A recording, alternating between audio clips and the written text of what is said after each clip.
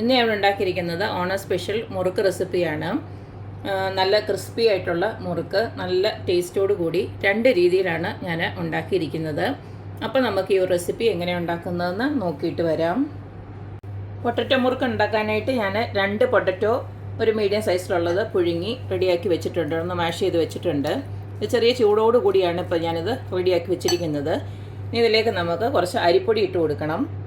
അരിപ്പൊടിയുടെ അളവെന്ന് പറഞ്ഞാൽ നമ്മുടെ ഈ ഒരു പൊട്ടറ്റോ വെച്ച് തന്നെ കുഴയ്ക്കാൻ പാകത്തിനായിരിക്കണം. അപ്പോൾ കുറേശ്ശെ ഇട്ട് നമുക്കൊന്ന് കുഴച്ച് നോക്കാം.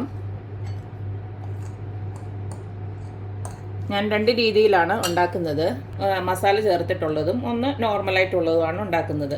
അപ്പം ഞാൻ ആദ്യം തന്നെ കുറച്ച് ഉപ്പൊന്ന് ഇട്ട് കൊടുക്കുകയാണ്.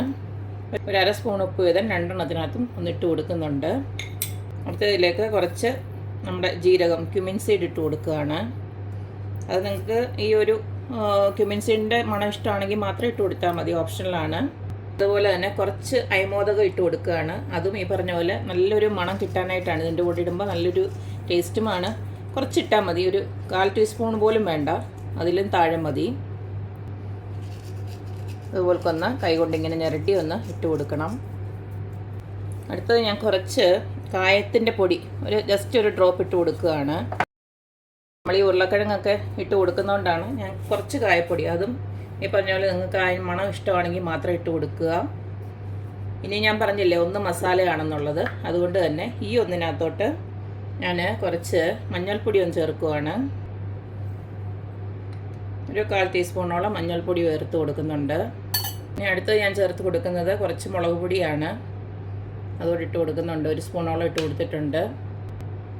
ഇതെല്ലാം കൂടെ ഇളക്കിയതിന് ശേഷം നമുക്ക് ഇതിനകത്തോട്ട് പൊടി ഇട്ട് കൊടുക്കാം.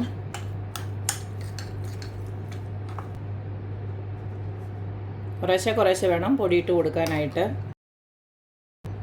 ഇതിലേക്ക് ഒരു കാര്യം കൂടെ ചേർത്ത് കൊടുക്കാറുണ്ട്, നമ്മുടെ ബട്ടർ മെൽറ്റഡ് ആയിട്ടുള്ള ബട്ടർ അൺസോൾട്ടഡ് 1 ഒരു 10 ഗ്രാം വെച്ചിട്ട് ഇട്ട് കൊടുക്കണം 2 എണ്ണത്തിനകത്തും.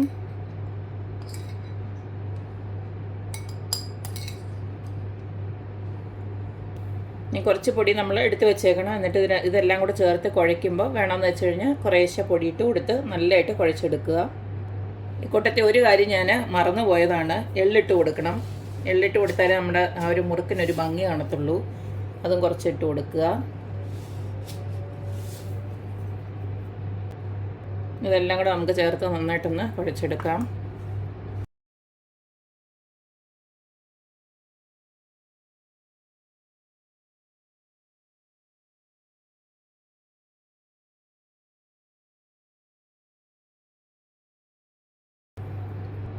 ഞാൻ ഒരു പൊടിയോളം വെളിച്ചെണ്ണ ഒന്ന് കയ്യിലോട്ട് എടുത്തിട്ടുണ്ട്. എന്നിട്ട് ഇതൊന്നും കൂടെ നന്നായിട്ടൊന്ന് കുഴച്ചെടുക്കുക.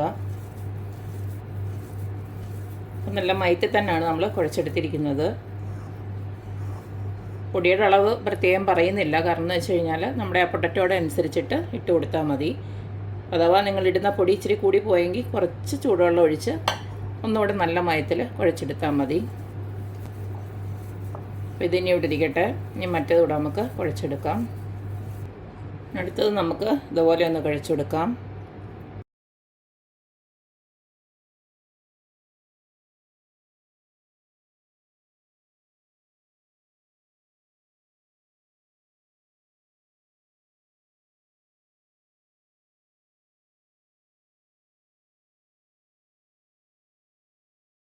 അപ്പോൾ ഇതുപോലെ ഒന്ന് കുഴച്ചെടുത്തിട്ടുണ്ട്. ഇനി ഇതിലേക്കും കുറച്ച് ഞാൻ എണ്ണയൊന്ന് ഒഴിച്ച് ഒന്നുകൂടെ ഒന്ന് കുഴയ്ക്കുന്നുണ്ട്.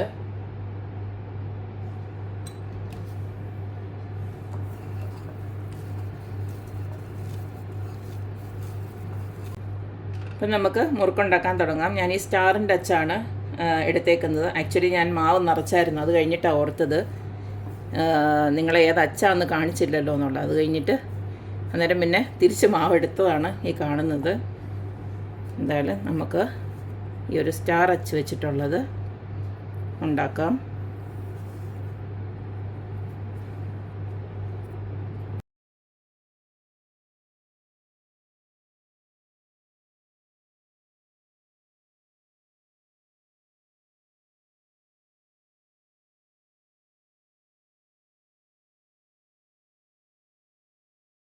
ഇതുപോലെ എല്ലാം ഒന്ന് ചുറ്റിയെടുക്കണം.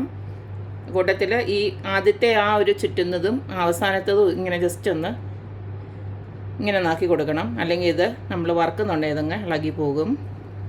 ഇനി നമുക്കത് വറുത്തെടുക്കാം. അപ്പോൾ നമ്മുടെ മുറുക്കുണ്ടാക്കാനായിട്ട് ഞാൻ എണ്ണ ചീനച്ചട്ടിയിലോട്ട് ചൂടാക്കാൻ വെച്ചിരുന്നു. ഞാൻ സൺഫ്ലവർ ഓയിലാണ് ഒഴിച്ച് കൊടുത്തിരിക്കുന്നത്. നിങ്ങൾക്ക് വെളിച്ചെണ്ണ വേണമെങ്കിലും യൂസ് ചെയ്യാം. നമുക്കിത് ഓരോന്നായിട്ട് ഒന്ന് ഇട്ട് കൊടുക്കാം.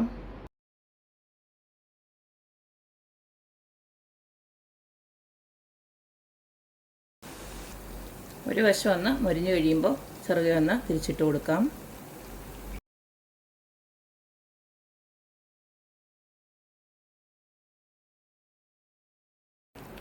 അപ്പം നമുക്കിതിനകത്തുനിന്ന് മൊരിഞ്ഞതൊക്കെ അങ്ങ് എടുത്ത് മാറ്റാം. ഇതേ ഒരു കളറാവുന്നുണ്ടേ നമുക്ക് ഇതിന് എണ്ണയ്ക്കകത്തുനിന്ന് കോരി മാറ്റാം.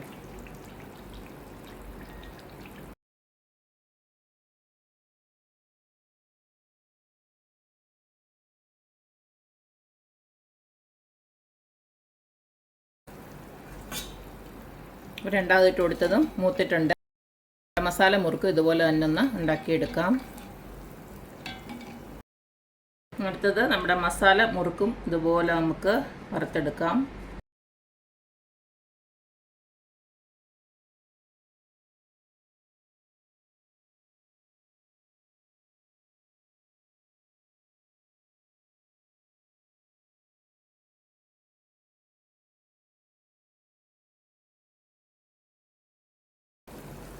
അപ്പോൾ നമ്മുടെ 2 രീതിയിലുണ്ടാക്കിയ മുറുക്കും ഇവിടെ റെഡിയായി വന്നിട്ടുണ്ട്.